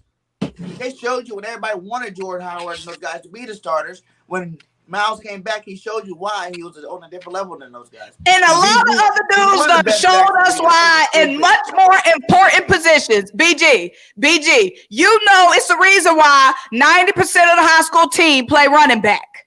You know that. It's a lot more other harder positions that we are going to have to fill than running back. That's at the bottom of every. When all these teams are going into their free agent, looking at the list, I guarantee you, besides Josh Jacobs, running back is at the bottom, baby, for a reason. I think it's the other way around because you got to look at defense. You got a lot of holes to fill, right? Offensively, you really don't have any holes to fill except for that running back. That is your number one concern on offense. You got offensive linemen to replace any offensive lineman that decides to retire or leave. Now, that running back spot is something that you don't have someone that is elite, and Miles Sanders is elite. You don't have to have an elite running back. You have to have an elite run blocking line, and that's what we're focusing on. Good players as possible on both sides of football. You don't need an elite running back. If anybody can make it happen, Howie can make it happen. So, listen, I'm not saying I don't think we all just want Miles. You know, for the right price, I think we all want him back. But what's that price going to be? Listen, I don't know how they're gonna have to work that out, but I'm with you, Symone. That's gonna be at the low. That ain't even. We ain't even looking nowhere near that. That's at the back burner. Yeah, if we got some there. In all reality, love to keep Miles. In all reality, Miles walked out this door when Jalen had that season he had last year. In all reality, bro. No, he's not. Jalen's not even gonna kick into after next year. His contract, ain't gonna even kick into after next year. And even then, how it's gonna work some kind of magic where, you know, I think they should give him that Mahomes deal. You know, that long 10-year deal, lock him up forever so you can keep replaying it anytime you need money. You know, they can recycle it anytime you need money. But you know what happened, even with that 10-year deal, you know what happened with Mahomes, right? Next 4 years, like right now, that's where it's at. You know what happened with Mahomes? I know they won the Super Bowl and all that, but they lost their best wide receiver because of that deal. But he got better because it made him a better quarterback. He had to go to more. It didn't make him a better quarterback. I think it did. Nobody gets better after they have lose that their best wide security. Let me receiver, just bro. throw it as far as I can, and Tyreek Hill's gonna go run and catch it. Tyreek did it for Tua this year. If you watch the Chiefs season, bro, they ran into a lot of lucky stuff, bro. A lot of lucky stuff. A lot of quarterbacks out. A lot of lucky stuff, bro. A lot of lucky stuff. The great quarterbacks, man. I can't even disrespect Patrick Mahomes, man. He did that, like you said, without his star wide receiver and Tyreek Hill. I think the offense technically he still had his number one. Travis, he was number one when nobody gets better after losing they number one wide receiver. Number 2 receiver on that team. Yep. Let me ask y'all a question. Yep. So we all talked about BIJAN. Is there any free agent running backs that y'all would be interested in when Miles walks or runs away? I think. That we're going to be able to afford. If you're not trying to pay Miles, I'm not paying none of them. No, we're not talking about no top flight runner. We're not talking about no Josh Jacobs. No. We're talking about some lower tier. The guy from the Lions, he's a free agent. Nah, Williams. Come on, Williams. Yeah, Williams. Jamal. Yeah, Jamal Williams. I can do that. What y'all think? Get Hunt, that'd be nice. Yeah, I think he scored the most touchdowns at running back this year, right? I can do that. Nelson? I mean, he's solid. I mean, again, listen, and I know some of y'all may not just be feeling this whole, you know, drafting Bijan high and all of this stuff. And I get that there's defensive needs that we have here. But honestly, how I look at this team, the best way, listen, if we have a top established offense, and if you could add talent to that, I say, why not? We got the perfect GM that might roll the dice. Listen, I know how he's been doing some strange stuff lately. I'm not saying I prefer to go defensive tackle or defensive edge with that high round pick. But if we trade out of that round, which I have a feeling Howie's going to trade one of those picks. Listen, I'm going all in for Bijan, and that's just how I'm doing it. I don't really look. I'm gonna have to look at some of these other running backs. What is it? I believe his name is what's that kid from Jimmy Jamar. Yeah, from Alabama. I'm gonna have to look at some more tape on that, but there's clearly a drop off. Bijan is the best running back prospect in this draft, and I would gamble on that. So, I mean, it is what it is. Depending on, and we have a high pick to do it, but at the same time, it's against what are we going, do we want that defensive, nobody goes running back high in the draft. Well, if there's generational talent and there's somebody with that kind of skill, I say roll the dice. So now, Notion. This is a tough draft because Bijan is just like, he's so enticing. And I understand the thought, of course. Bijan on this. Bijan, Kenny Gainwell, and Jalen. Oh my God. Like the possibility. Nasty word. This is the ultimate test of temptation and discipline. Okay. We have to stick with what we can't get distracted by the Bijans. You know what I'm saying? We got to stick to what we know we need, and we know that's a cornerback. Now, like I said, if we take the trades aside. Let's say we're at 10. A Witherspoon is there.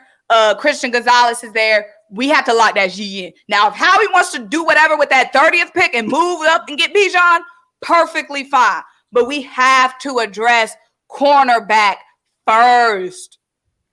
We have to, Notion. We have to. Corner.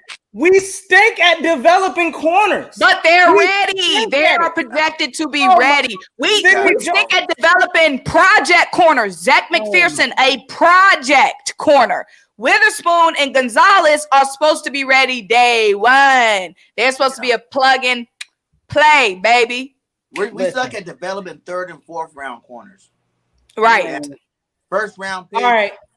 When the last time we even drafted this first round? Devontae Smith in the first round. You see how different it worked. So now you want to be sensible, BG.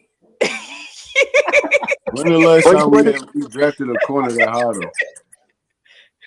That's what I'm saying. We did. When was the last time we got a linebacker like Nakobe Dean? When is the last time Nakobe Dean was in the third round though. No, a receiver like Devontae Smith, one night we went number one. All right, that's a rarity right there. That's one I'll take. But we didn't took linebackers in the third round. We didn't took running backs in the second round. Bro, it's like getting like I feel like I gotta look at the teams before we pick at 10 to tell you if Bijan gonna even be off the board, to be honest. Because there's some teams that's gonna try to take a camp on this dude because he is like a generational talent. So he might not even be at 10, to be honest. So I think Bijan is gonna be at 10 because you got the quarterbacks. Mm-hmm. You got them quarterbacks. How many quarterbacks you got going in the first round this year? Because I only really got two. You got two in the top from Ohio State and Stroud and Bryce Young. So that's two right there, and then the defensive tackle, the edge out of Georgia. I forgot his name, but they're saying he can go number 1 overall. Wasn't there? Jalen Carter. They're saying he can go number 1 overall. So that's 3 dudes already. Alabama, the pass rusher from Alabama. He going Alabama. Mm-hmm. Yeah, he going so like top that's 5. 4 guys we know that are going before Bijan. Those 2 pass rushers and the 2 quarterbacks are going before Bijan. Right. And probably also linemen out there is going to go. Somebody's going to gamble on this dude in the top 10. I promise you there is. Yeah, somebody going to roll the dice. Somebody going to roll the dice. And luckily for us, we'll find everything. We'll know everything we need to. He didn't go to the late rounds, right? Huh? Yeah. Walker was good last year. He didn't go to the late first round. Who? Walker. Who? Walker. Kenneth Walker. Kenneth Walker. Oh. But Kenneth Walker also had injury issues in college. So that's why he slipped. He was definitely going to be like a first round running back, but he got injured a few times. So, they really like dialed back on. But Bijan been healthy his whole college career. I think we can get him at 10.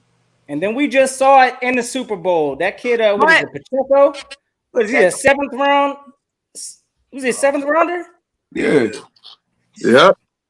I mean, they out there. Go ahead, Mom.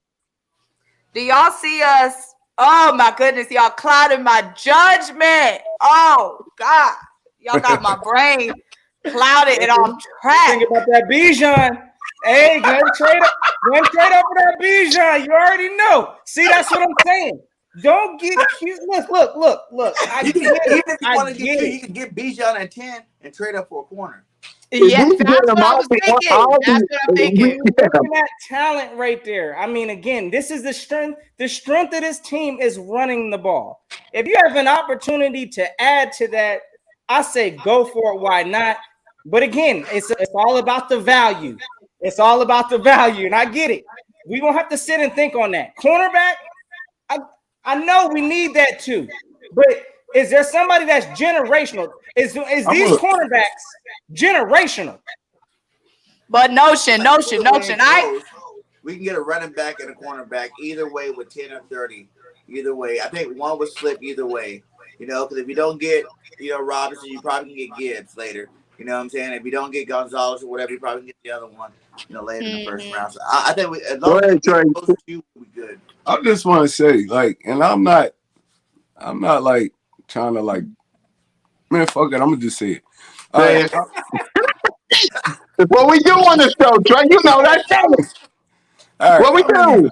How many Bijan Robinsons we done seen come and go in the NFL and washed out of the league 3-4 years and tore their knees up, all that stuff, bro?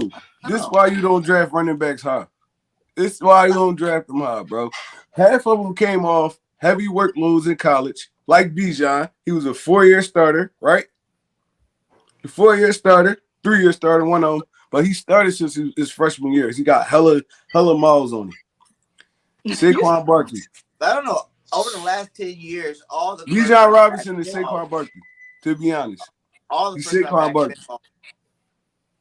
I'm just now, saying. And this is I agree with you 1,000%. And this is why I'm saying, y'all, know we not in the war room, but we have to see Notion trying to get me tempted. He handed me talking about look at that man in the corner. You know what I'm saying? Thank you, Trey Rock, for being good judgment. We have to stick to Notion by that same mentality you were talking about with Miles Sanders. Apply that same principle to Bijan and get your mind back on track. Listen, Bijan, we're not taking a running back at 10. Low budget deal. I mean, he's a draft pick. We're not splurging the money to be going out here trying to find and invest in a running back. We know it needs to happen. Again, listen, if I'm going defensive edge before I'm going cornerback. But again, cornerback, I know we need it. But if you really think that there's that player that's really just that game changer, I mean, yeah, we got to get that too. I'm all for best player available, honestly, with that pick. But yes, if there's a way to add to this offense, there's a player in the draft that could do it. That's all I'm going to say. I love that Christian Gonzalez stats there, 6'2", 205 with track speed. I like what that sound like. You know what I'm saying? I did a video, BG, yesterday or the day before on Christian Gonzalez. SymoneWithTheSports, go subscribe to her. Yeah. So let's get on with the rest of the free agents. We got Isaac Seumalo, the guard. We got Boston Scott, the running back. We got Jason Kelsey. And, of course, we got Gardner Minshew. Offense, who stays and who goes? Why Gardner Minshew? You already know who's first gone on that list. Yeah. You already know. I really want Isaac back on this team, y'all. Mm-hmm. I really want Isaac. And I know that the one thing that we can count on with this team, like we have all the stuff that we hate. You know, we talking about wide receiver and cornerbacks, but we know one thing is for sure. We're going to take care of them trenches. We know that, especially on offense. And we talking about Bijan. We talking about Christian Gonzalez. But at the end of the day, we all know how we about to take a little guard at number 10. We know how we going to spend them picks on the lineman. And we going to be, I'm glad how we did that 2 years from now. But anyway, I don't know what Isaac's price is. We do have a lot of depth at his position. So Isaac is tough for me. My main priorities are obviously Chauncey Gardner-Johnson, Javon Hargrave, but we talking about offense. Zach Pascal, if he's coming for the cheap, I would bring Zach Pascal back for cheap, of course. Boston Scott, again, if it's for cheap, obviously bring him back. Minshew got to go, though. And Minshew got to go. And if Isaac is costing too much, I trust us without Isaac. Oh, Andre Dillard as well, by the way. He's a free agent as well. Oh, shoot. Forgot he was even on the roster. Bye. Trey, that was a good one. Go ahead, Trey. That was a good one. All right, we talking offense right now, right? Offensive free agents. You already know Minshew could dip. All right, so with the Boston Scott thing, if you really like listen to what this dude was talking about this year, you will know he probably not going to be back. He wanted a bigger role on his team. Mm-hmm. And it might get bigger because Miles going to be gone, but, I mean, who knows? But Boston, he's hinting to he feel like he should have a bigger role on his football team, and I agree with him. I'm not even going to lie to you. I agree with him. All the dude do is show you consistency when he on the field. When it comes to first downs, catching the ball out the backfield, scoring touchdowns, I feel like he should have had a bigger role this season. I mean, I don't know why he didn't, but I mean, I hope they could keep him. But if not, I mean, I feel like Boston is fitting on a lot of football teams in this NFL. I just say Marlo. I want Isaac back. I want him back. I'm not even gonna lie. He balled out this season, man. He fit in perfectly with everybody else that was around him, bro. He didn't lose a beat. He wasn't like the weak link on the team. Nothing. He really was like modern. He was consistent. I mean, I'll take him back at a discount deal or whatever. Like nothing too high, because we already paying Lane and Mailata a boatload of money, so we can't spend too much money on this offensive line. I mean, and then even if we do go guard or something in the draft, I feel like Stoutland gonna get it right. He gonna get the pick right, man. That dude is really an offensive line like genius. So I feel like he gonna get the pick right. So either Isaac back or he not, I'm cool with it. There's really nobody else. Like Pascal could come back. I mean, I feel like he was real consistent this season. I mean, he was a great blocker. He was good on special teams, stuff like that. I mean, you need those kind of receivers, on your team. So I mean, as far as the offense, I feel like everybody should come back except Minshew. For real. Minshew got to go. I'll draft 3 quarterbacks before I bring Minshew back. Yep. Notion? Well, listen, I agree. I think Minshew's time, we saw the exit party. Listen, I wish him well. Wish Gardner Minshew well. He's just not the quarterback for this system. I think we all could agree on that. Of course, listen, offensively, I don't really have a whole bunch. Again, I keep QUEZ. I already kind of mentioned that. Or again, if this same, wide receiver coach is back, I'm looking a way to trade QUEZ Watkins. But I mean, beyond, I'd get rid of maybe Tyree Jackson. I think that time is ended. Also, it's time. It's time for the project tight ends and things like that. Nope, we need to start looking at options there. Offensive line, we're talking about Seumalo. I'd consider keeping Seumalo, and I'd make the decision on what we're doing with Andre Dillard. I have no idea. I mean, if you're gonna sign the man, sign him to something. Otherwise, trade him. Get him up out of here also. So I'm keeping Seumalo definitely before I'm keeping Andre Dillard on this roster. And yeah, everybody else. I mean, again, I really don't have no serious issues with the offense. Yeah, but we're going to get to the defense in a bit because I had to bring this up for this long list. So go ahead, BG. Offensive free agents first. Yeah, man. The best thing about our free agents in general, everybody's worried about how many of them it is. But a lot of them aren't going to, demand very much money. Like Boston Scott coming back, even though he might want, to be more involved in the offense. It's like, he's going to probably get the best pay here. Probably. There's not going to be that many teams clamoring for Boston Scott to make him their number one starter lead back out there. Boston's good, but he's not great. So either way he wants to do it. If he wants to be a high price, see you later. If you're going to take that team-friendly deal to stay with the team, let's keep him going. Let's keep going. Seumalo, like I said, especially if Kelsey stays another year, you could probably work with, letting Seumalo go get that big money that he deserves because he's been putting in work, you know what I'm saying? Like, Symone been putting in work since Super Bowl days. So, if he wants more money, let him go get his money. We got backup guards on the team right now that can, fill in for him at a high level.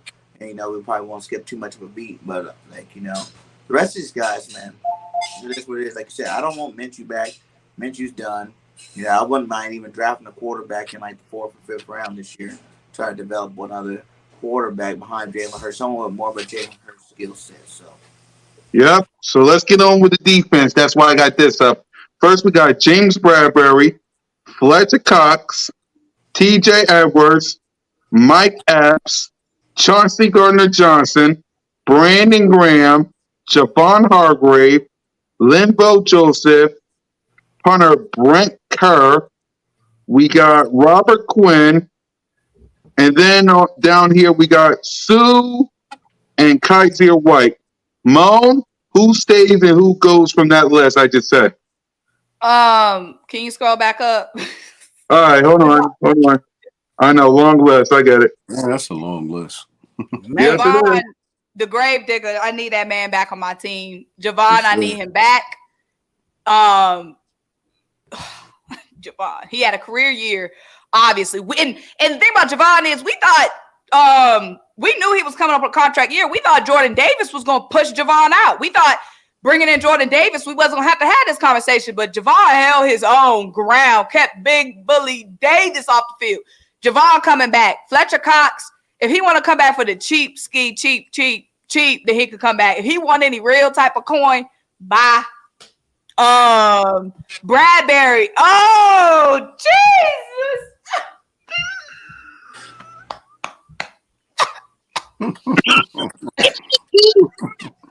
Bradbury. Oh, I want Bradbury so bad, but it's unrealistic, y'all. The man done priced himself out. I feel like Bradbury is going to want a lot of money, which he played and deserves to get. We're not going to be able to pay that, man. I don't see it. I don't see us being able to afford Bradbury as much as I want to. So Bradbury's gone. TJ Edwards, cheap. If he wants to stay for cheap, he can stay for cheap. He's not really versatile at all. Not really good in coverage. If he wants to stay for cheap, Marcus Epps, same. Bye. Not versatile. Nothing. We can upgrade him in the draft. CJ Gardner-Johnson, obviously high priority. Him and Javon. Brandon Graham, again. If Brandon Graham wants to stay for the cheap, retire in Philly deal, then he can stay. If he want any real money, we gonna feel on that paycheck. Bye. Who else? Linval and Sue. Again, if they want to stay for that discount on the way out the league deal, then sure. But if they want any real money, bye. Robert Quinn, bye. Bye. Is there anybody else? That's about the bottom Hey, one. Robert Quinn, Right. I want my pick back from you. Whatever we traded for Robert Quinn, give me a refund check on your way out the door. You owe us some back pay, Robert Quinn. Kaiser White. Because you really came in and didn't do shit. That man straight robbed us. He straight robbed us. All right, but this is my thing. It's a little tricky at linebacker because what's his name? Nakobe Dean is looking real promising. He should have been getting some more play time. But I don't want to go in with Nakobe Dean and another question mark because Nakobe Dean, we still haven't even fully saw what he was going to have. So I feel like we need to keep one of the two, TJ or Kaiser, beside Nakobe Dean. Yep. I do think that. And yeah, because I don't want to go in with Nakobe Dean and another question mark. And Nakobe Dean has proven that he has potential. But again, we haven't seen that much of Nakobe Dean. So I don't want to go in with two possibles at linebacker. We at least need to know what we're going to get with the other one. So I feel like we should keep one of TJ or Kaiser. Even though they're both mid, I feel like we should keep one for the cheap. You feel like TJ Edwards was mid? He came out fine. He came out fine. But the second half of the season, I wasn't hearing that number called that much. Yep, sure do. He got the all-time leading tackle, and I mean Eagles. And what's that saying? With all the tackles we be missing, what's that say? That's what I'm saying. That's a lot of reactive playing. Exactly. You all-time tackling after y'all done missed 5 of them, and you finally tracked this man down and brought him down. Well, I mean, we seen. All right, go ahead. Yeah, go ahead. Go ahead. Yeah, go ahead, Trey. You go ahead. Defensive players and respond to the Mo. I'm just saying, like sometimes it's like with this team, and we like look around the league and stuff like that, and y'all call like a lot of linebackers. Oh, he great, he good, but half of them dudes be the same as TJ Edwards. They can't cover. They get a whole lot of tackles, and they just sometimes be in the right place at the right time. That's being a linebacker in the NFL right now. You got a couple special dudes. You got a couple special dudes, but other than that, everybody else, every linebacker mid for real. Okay, and he could take It's his hard to mid play self. linebacker in the NFL now. Like it just evolved. Like the NFL evolved so much, it's hard to play linebacker. Period. I'm So not it's like, disagreeing with that, Rock. But why am I paying for mid when we can go draft mid in the 5th round? because mid don't got no experience. So you're gonna go put a rookie out there on the field, and y'all screaming we supposed to No, be this I elite said team. So you said want to go keep. get a rookie out on the field instead of a dude that was calling the plays all season. I Like said we could keep TJ or Kaiser. We could keep one of them. At the end of the day, I'm not they keeping can stay. Kaiser. I'm keeping TJ because Kaiser he the definition of what you just said. He started off hot and then fizzled out. We ain't hear about Kaiser White But he in that came whole back rest out. of the He came season. back hot in the playoffs. When? You seen him make a play in the playoffs? You seen Kaiser White make a play in the playoffs? Because I didn't. Look, I think we Go all ahead, no defensive player. Well, looking at this defense here, and I'm gonna start with TJ Edwards, just since we're on this topic of him. Okay, I definitely bring TJ back, right? I think he's gonna be that vet. You know, he's at least gonna be the familiar linebacker. No, I don't agree that he's the best linebacker that we can have. We need to upgrade at the linebacking position. But Sure. yeah, Nakobe Dean is gonna need to get his starts this year. I expect to see that. And if that's at the expense of Kazir White, I'm willing to accept that. So Kazir White, I think he's possibly gone this year. James Bradbury, I think he priced himself out. Fletcher Cox, I don't think y'all understand how important Fletcher Cox is just to this whole D line. Now, listen, I would keep Fletcher Cox. I'm trying to figure out another way to work, how to deal with Fletcher Cox. He brings the attitude to this line. His presence alone is just infectious for the defense. So I'm trying to figure out a way how to keep Fletch. Let me ask you. Do you not think Javon's been on this team for a little minute now too? It's not like Javon is new to this defense like a Bradbury or a Chauncey. I feel like Fletch can hand him that torch. They both be kicking up them thighs and stuff. They got the same celebrations. He can pass that heat, middle of defense, lead a torch on over to Javon. Absolutely. So again, I'm honestly trying to figure out a way to sign both of them if possible. But I mean, yeah, if there's a one choice option, of course I'm gonna probably go with Hargrave in that situation and find some trade value for Fletcher Cox. And we ain't just getting rid of Fletch for no peanuts or just cutting them. And no, there has to be something, that we can get off for actual Fletcher Cox. So, but again, yes, I'm trying to figure out how to keep Fletcher Cox on this team, regardless. What else we got? Marcus Epps, Gardner Johnson, of course, we know he need to get signed. Epps, pretty much if your safety name is not Marcus Epps, Blankenship, or CJ Gardner, all the safety groups, honestly, it is what it is. So that means Kayvon Wallace. I don't even think he on this list, but we need to get him up out of here too eventually. We got the defensive back group. It is what it is. Let's see here. Lindell Joseph, I don't think he's coming back. What else we got? Scroll down some. Oh, yeah. Robert Quinn, we know we all got robbed. That's and lastly, right here at the bottom. Oh, we got Sue and Sayamala. We talked about that. Yeah, Sue's probably going to walk. Kazir White, again, at the expense of Nakobe Dean, he's going to have to go also. So, yeah.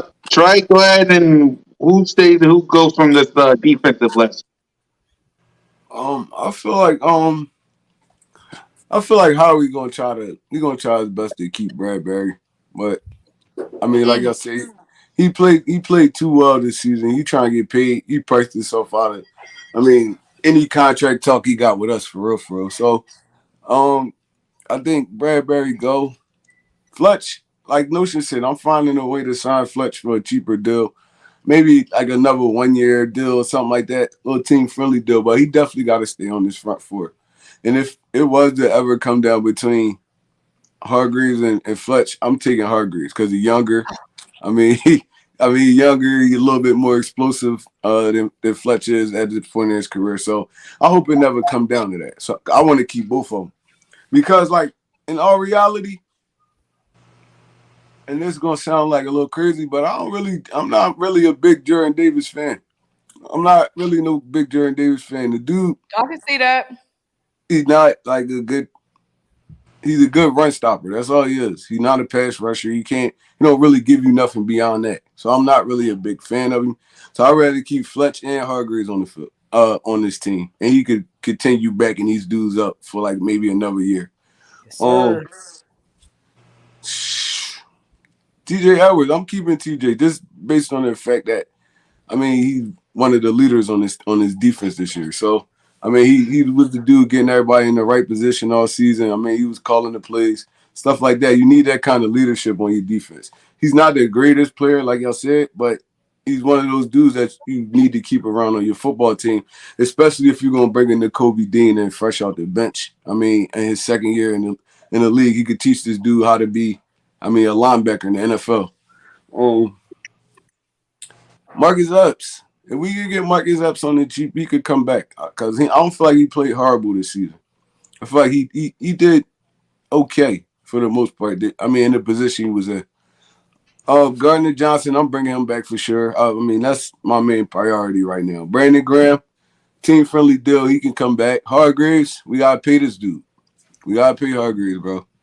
You don't see too many people getting double-digit sacks at the defensive tackle spot nowadays in the NFL. So, we got to keep this dude. And not even that. He was a great, run stopper. He was just a great leader on this football team. We need to bring certain dudes like that back.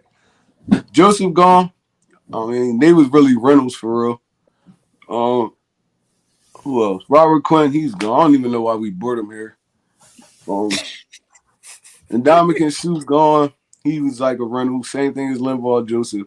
And Kazir White, if we could get him back on some okay kind of deal, I'll take him back. But other than that, I feel like we have Nakobe Dean. We could draft linebackers. There's going to be free agents out there. He could walk, to be honest.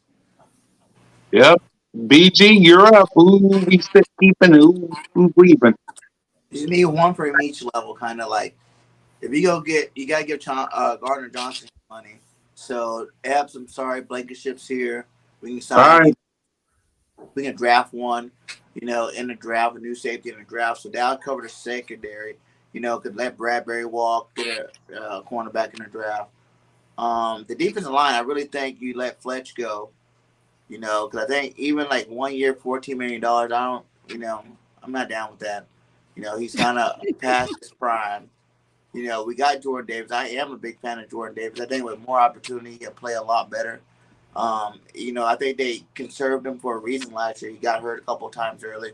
I think they just tried to save him. We didn't need to play him more than what he played. You know what I'm saying? We had guys out there making plays and doing their job at a high level. Plus, you had Linval Joseph and Sue on that D line, so we didn't really have to throw him in a fire like that. He got to learn from a lot of good vets out there, and I think next year he's gonna really show how good he really is. So I think it is Jordan Davis' time to shine. So you're letting go one of them, Cots or Hargrave. Pick your poison, whichever one you're gonna do. BG already said he's coming back for the Lolo. He said he wants to finish his career as an Eagle, so I'm pretty positive we're gonna bring him back. And then the linebackers, like you said, I really think we need to re-sign Kaiser. Kaiser White, I think he's more of the off-ball linebacker.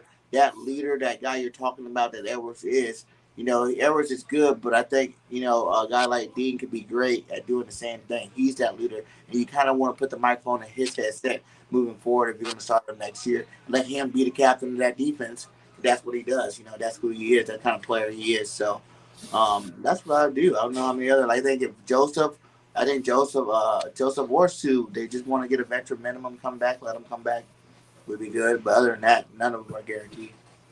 So you putting the Kobe Dean at the mic. That's what you're saying. No. You heard him early all last year. And a new defensive system that we don't even know where it's going to be yet. So you trust Kobe Dean in the middle of your defense, going up against the linemen in the NFL. All the coaches were raving high about how he was able to read defenses early. You see him on the sideline calling out plays on the sideline. That's what he does. He's a middle linebacker. He's a middle linebacker. Well, let me say this. He would be an upgrade from Go ahead, Mom. Same style. Now, because BG be bold. BG be bold with like the bro, that's the B for BG stands for bold. But I'm gonna say It be a method to his madness now. Now, I'm not saying throw No, it Nakobe don't. Dean into. It don't be I'm a not method saying to his at all. I'm madness. not I saying swear it at don't. all. I'm not saying throw Nakobe Dean to the Wolves and have him leading the defense, but it's not as outlandish because, like y'all said, we're gonna have a whole new defense next season. So TJ Edwards was the leader of Gannon's old defense, last year's defense. It's gonna be a lot of new players. It's gonna be a whole new defensive coordinator. It's gonna be a whole new system.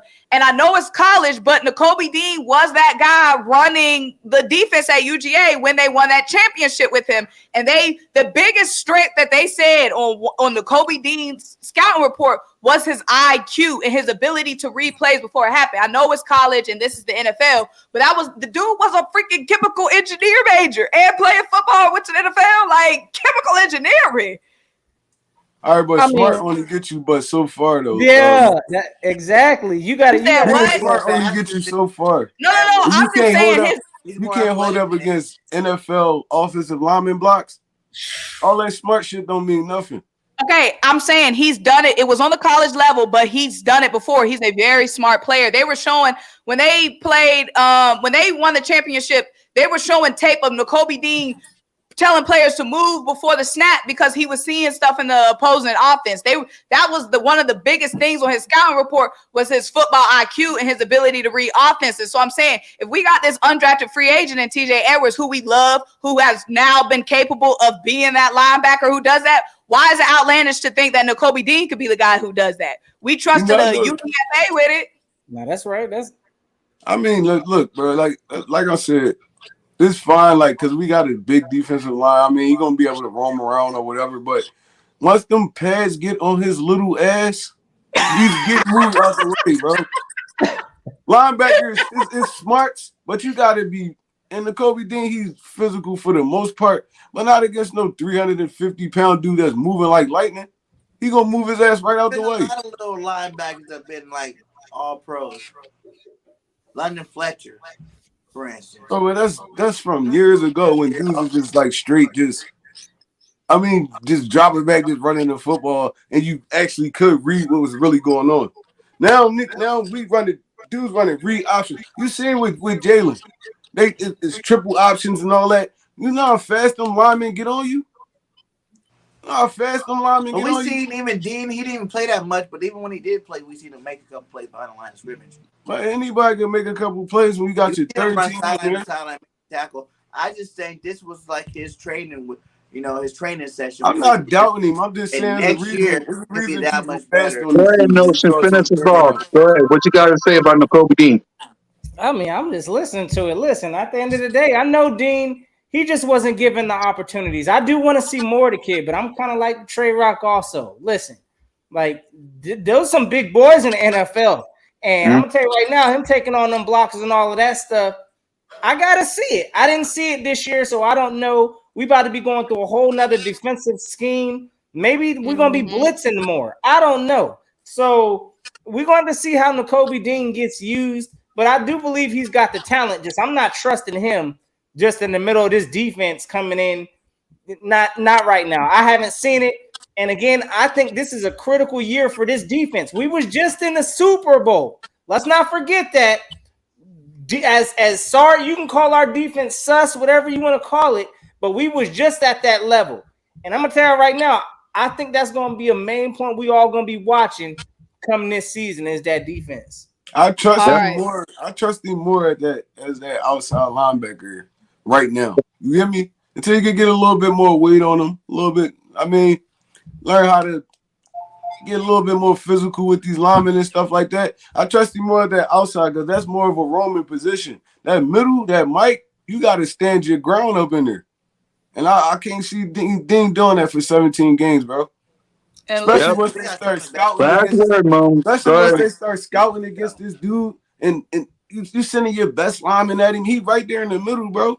It's like you can't go nowhere. Majority you even dipped your way out of a play. You got to be physical with these dudes. And I let's remember though, Nakobe Dean coming out now. This offseason is going to tell a lot okay? Because remember, when Nakobe Dean came out last season, he was nagging with an injury, so he couldn't even hit the ground running when it came to like the OTAs and all that because he was battling a little nagging injury. And he was projected to be a first rounder, y'all. He was supposed to go high in the draft, but that injury dropped him. So I'm saying us getting Nakobe Dean, they were saying that was the biggest steal of the draft, getting him in the third round. And we saw some flashes of potential.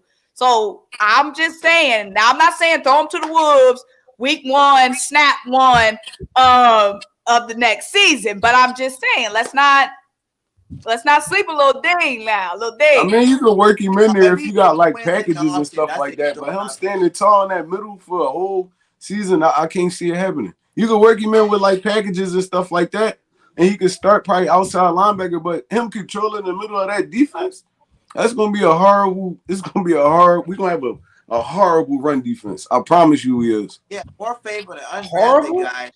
Horrible. All right, last word, BG, because everybody got to get ready to go. So last word. I'm saying you're going to give more credit to a guy like, TJ Edwards, where we know his ceiling already. He's never going to be elite. I think there is a possibility a guy like Dean could be elite in this league. I think you're sleeping on him. I think you think he's some little boy. So he's pretty thick. He's a big country southern boy that can go out there and lay hits on everybody. You know what I'm saying? We see him hitting big guys all his whole career. So I'm not worried about him getting tossed around by nobody, especially with Jordan Davis and whoever else we got up front. We got some beasts up there. I'm just saying, TJ way more physical, and he's way bigger than him. He had the most tackles. I would love to continue to talk about TJ Edwards, but everybody got to go. Not that the hottest topic of the night was all this stuff we got to talk about. And TJ been the hottest topic. Exactly.